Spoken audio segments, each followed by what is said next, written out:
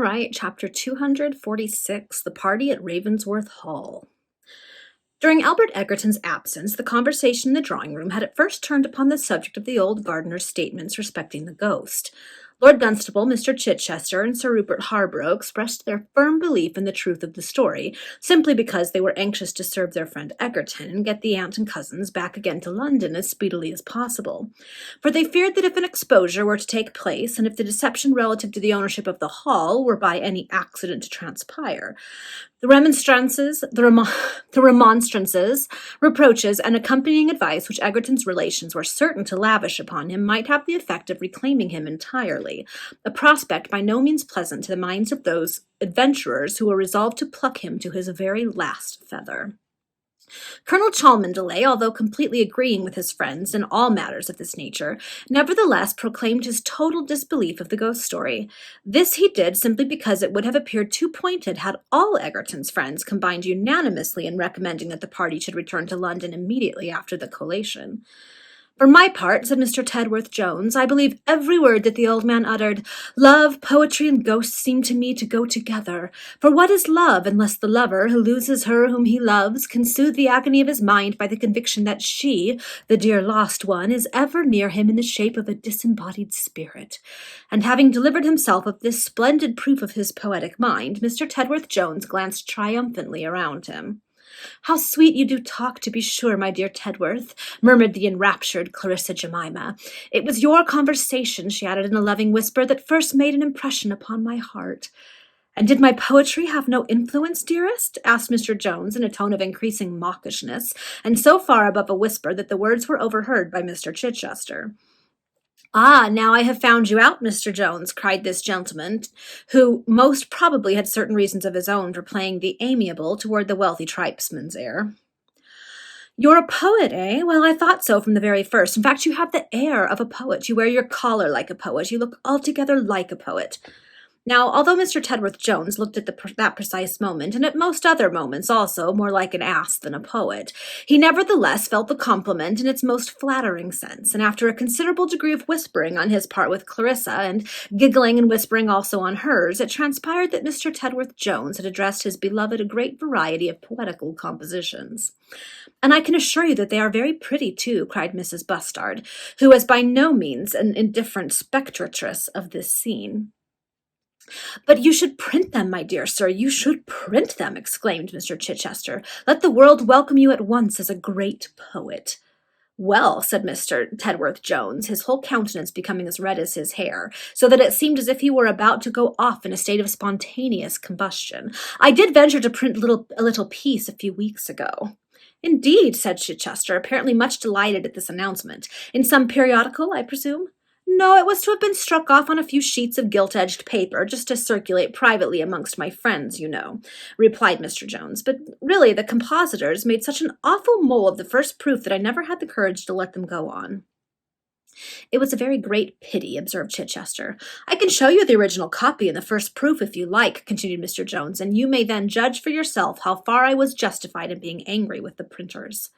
Mr. Chichester, of course, expressed the utmost curiosity to see the poem in the proof, and the favor was conceded by Mr. Jones, after some slight opposition on the part of Clarissa, who thought that such a display was improper in respect to a lady in her situation. The papers were, however, handed over to Mr. Chichester, who began by reading aloud the following manuscript copy of verses. "To Clarissa Jemima. O sweet Clarissa, ever dearest love, what palpitations does my fond heart prove, when thy coy hand I press? Who can depict the ineffable delight with which thy glances break upon the night of my sad loneliness?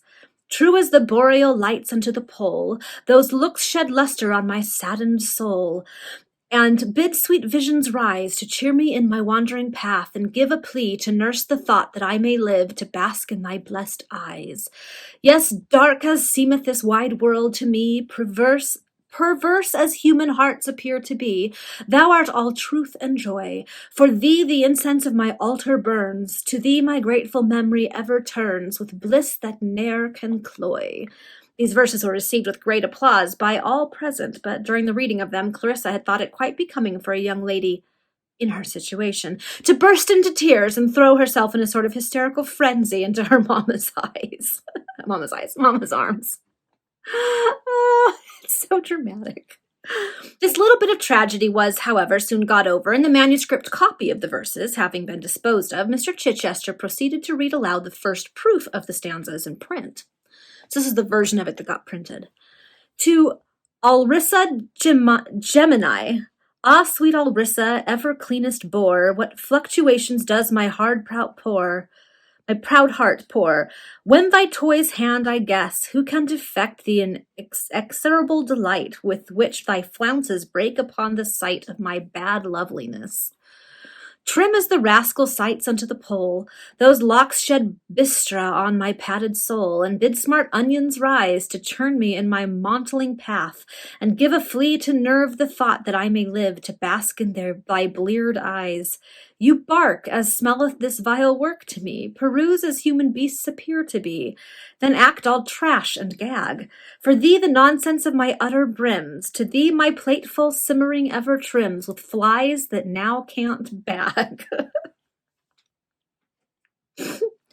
I think you will grant that the printers made a slight mull of my writing, said Mr. Jones, when Chichester had brought this specimen of topography to a conclusion.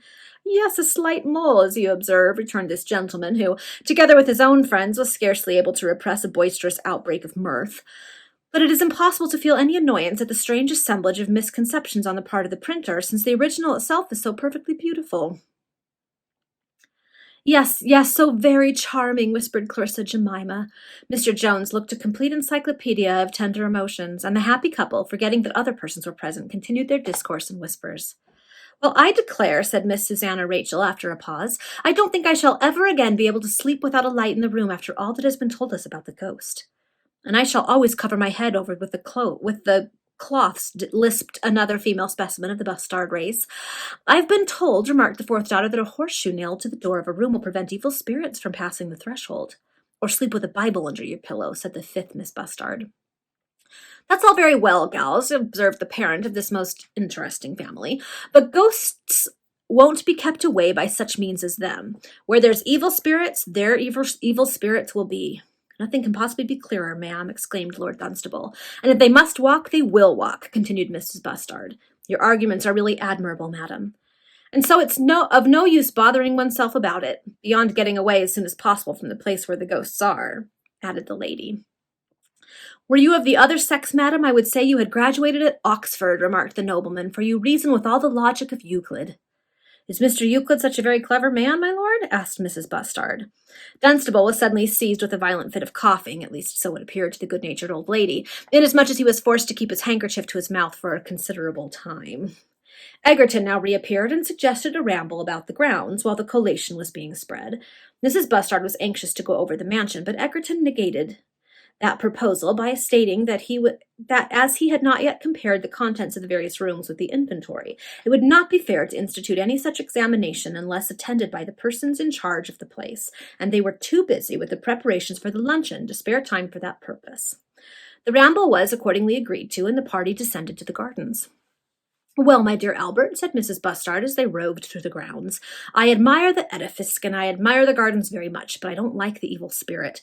You'll never be happy in this lonely place until you marry and have a companion. Marry, exclaimed Egerton, into whose head the idea had only entered as one suggesting a means to repair his fortune when they should be completely shattered. Yes, marry to be sure, continued his good-natured but garrulous relative. Let me see, I think I could make up an excellent match for you. What would you say to Miss Postlethwaite, the great Paviour's daughter?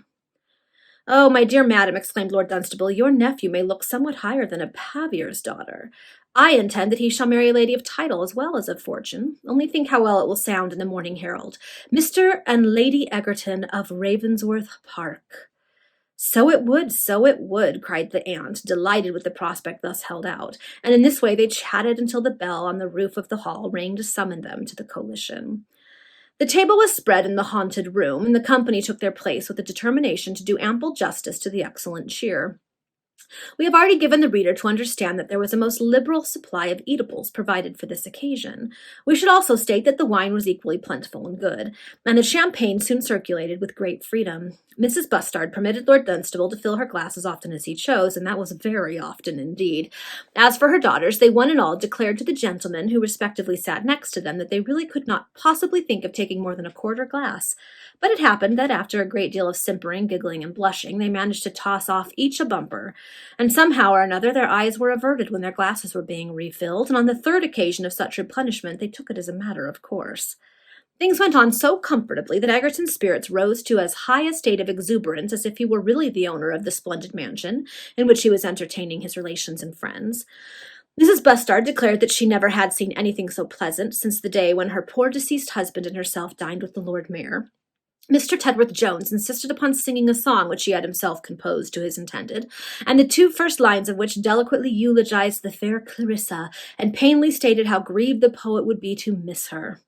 And even the young lady herself was so happy and contented that she forgot to reproach her lover for thus publicly complimenting one in her situation.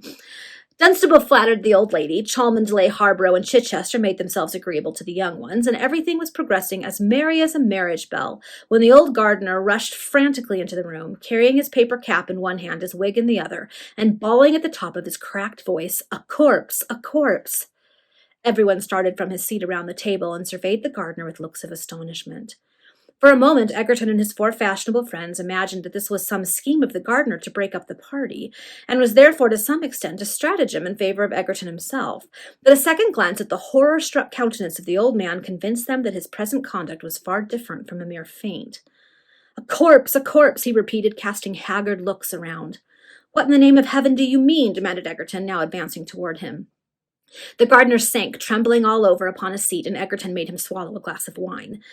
In a few minutes he grew more composed, put on his wig, which it seemed had fallen off as he was rushing up the stairs, and then related in his characteristic roundabout manner the cause of his alarm. But it will perhaps suit the convenience of the reader much better if we explain the whole affair in our own language, and as succinctly as possible.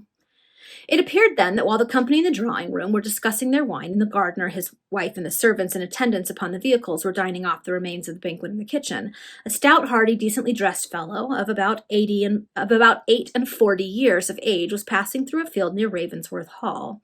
He was accompanied by a beautiful terrier, with which he amused himself by throwing a small stick to as great a distance as he could, and making the dog fetch it back to him. The little animal was very sagacious and performed its duty well, until at last the man threw the stick into a certain part of the field where the dog persisted in remaining, instead of hastening back to its master. Vainly did the man whistle and call from a distance. The dog would not obey him, but kept scratching in a particular spot from which it would not stir. Thither did the man accordingly proceed, and on reaching the spot he found the dog working away with its little paws in a hollow, which had doubtless been caused by the recent rains. At the same time, a nauseous effluvium assailed the man's nostrils, and on examining the spot more attentively, he discovered, to his indescribable horror, a human hand protruding from the soil. Yeah.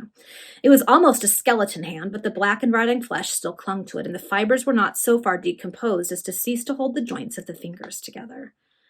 Seizing the dog in his arms, the man tore the little animal away from the spot where so appalling a spectacle appeared, and without farther hesitation he hurried to the hall. Having found his way to the servants' offices, he communicated his discovery to the old gardener and the servants who had accompanied Egerton's party to the mansion. The first impulse of Abraham Squiggs was to hurry upstairs and alarm the guests with the strange news thus brought, but Lord Dunstable's lackey suggested the impropriety of disturbing the company and proposed that the spot should be first examined by means of mattocks and spades. This plan was immediately assented to, and the gardener, having procured the implements required, the owner of the dog hastened to lead the way to the place where the human hand appeared above the ground. Mr. Squiggs protested against being left behind, and she was accordingly allowed to form one of the party. On reaching the spot, the news which the stranger had imparted were found to be correct, and the exposed member was viewed with looks of horror and alarm. "Some foul deed has been committed," said the stranger, "but I have always heard and read that God will sooner or later bring murder to light." "Ah, and that's true enough, I'll warrant," exclaimed the old gardener. "The body which that hand belongs to was no doubt buried deep, but the rains overflowed yonder pond, and the water made itself a way along here, you see, so that it has hollered the earth out several feet." "Well, it's of no use talking," said the stranger, "but make haste and dig down here, old gentleman, so that we may see whether the hand has an arm and the arm a body." The gardener took the spade and set to work, but he trembled so violently that he was unable to proceed for many minutes. The stranger accordingly snatched the spade from his hands and addressed himself resolutely to the task. While he was thus employed, the others stood by in profound silence, but the dog ran in a timid manner round the spot, sometimes barking, then whining mournfully. His master worked speedily but carefully, and as each shovelful of earth was thrown up, and as the proofs of that entire human body lay beneath became every instant more apparent, the spectators exchanged glances of augmenting horror. But when at length the entire form of a human being was laid bare, scarcely 2 feet below the bottom of the hollow, when their eyes fell upon the blackened flesh of the decomposing head, the features of which were no longer traceable, and when the rotting remains of attire showed that the being who had there found a grave was of the female sex, a cry burst simultaneously from every lip. We know who this is, right? Here's work for the coroner, at all events, observed the stranger after a long pause. We must move the body to the big house there. Move the body to the hall, cried the old gardener and his wife in the same breath, them both looking aghast at this announcement. Yes, most certainly, answered the stranger. Would you leave her here to be devoured by rats and other vermin? I might have done so once, but I have become a better man since then. Howsomever, get us a plank or two, old gentleman, and we'll do our duty in a proper manner. The gardener retraced his way in a sulky mood, and with much mumbling to himself to the hall, and presently returned with a couple of planks and 2 stout pieces of wood to serve as cross-beams to form the bier. The corpse was then carefully laid upon the planks, but not without great risk of its falling to pieces while being thus moved, and the bier having been hoisted on the shoulders of the stranger, Dunstable's lackey, the seedy coachman, and Colonel Cholmondeley's groom, the procession moved towards the hall, the gardener and his wife at the head. But when the party arrived with its appalling burden near the mansion, the old man and woman began to exchange hasty whispers together. What's the matter now? Asked the stranger. Why, sir, replied the gardener in a hesitating manner, me and my wife has been a-thinking together that it would be as well to put the remains of that poor creature as far from our own rooms as possible, 'cause what with that spirit here and a dead body there— Well, well, old man, interrupted the stranger impatiently, this load is heavy, and I, for one, shall be glad to put it down somewhere, so leave off chattering uselessly and tell us in a word what you mean to do. To be sure, returned the gardener, this way, this way. And as he spoke, he opened a small door at the southern end of the building by means of a key, which he selected from a bunch hanging beneath his apron. We never can get up that staircase, old gentleman, said the stranger, plunging his glances through the doorway. It's easier than you think. The stairs isn't so steep as they seem, returned the gardener, and what's more, he added doggedly, you may either bring your burden this way or leave it in the open air altogether. To be sure, chimed in the old woman, if you don't choose to put the body in the very furthermost room from our end of the building, you may take it back again, and the stairs leads to the room that is farthest off. The stranger, who was a willing, good-natured man, and who seemed to study on how he should best perform a Christian duty, offered no farther remonstrance, but, respecting the prejudices of the old people, succeeded, by the aid of his co-operators, in conveying the bier up the staircase. On reaching the landing, the gardener opened the door of a room, the shutters of which were closed, but through the chinks were streamed sufficient light to show that the apartment was a bedchamber. Put it down there on the carpet, said the gardener, who was anxious to terminate a proceeding by no means agreeable to him. The bier was conveyed into the room and placed upon the floor. At that moment, while the gardener and his wife remained standing in the passage, the old man suddenly caught hold of the woman's arm with a convulsive grasp, and whispered in a hasty and hollow tone, Hark, there's a footstep. Yes, I hear it too, returned his wife in a scarcely audible tone, and through very fright she repeated, There, there, there, as often as the footstep fell or seemed to fall upon her ears. At the end of the passage, murmured the gardener. Do you see anything? Asked his wife, clinging to him. No, but it's for certain the spirit, returned the man, and they leaned against each other for support. At the next moment, the 4 men came from the interior of the room where they had deposited the corpse, and the 2 old people began to breathe more freely. The gardener hurried his wife and companions down the narrow staircase and pushed them all hastily from the threshold of the little door, which he carefully locked behind him.